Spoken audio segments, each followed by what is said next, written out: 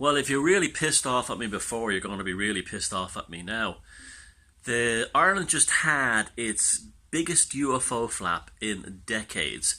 I think the last time that it had a UFO flaps of this level and this publicity was in the Curlew Mountains, not too far from here actually, up around Carrickeel megalithic monuments in the valley there, and that was back in the early 90s, I believe, the early or mid 90s.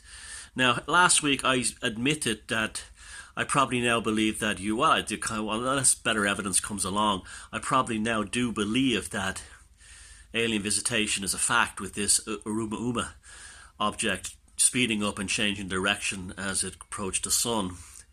It had all the indications of being intelligently designed.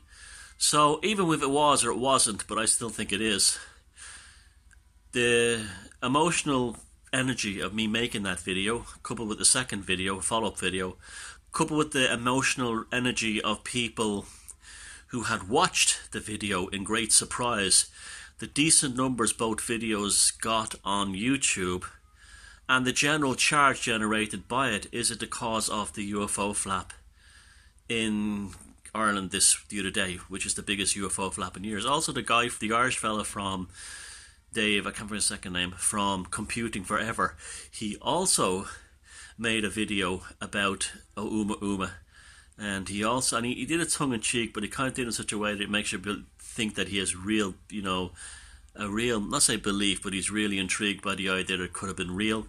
And I just looked, he made another video about UFOs. So is the two videos on the internet right now generating these lights off the coast of Ireland?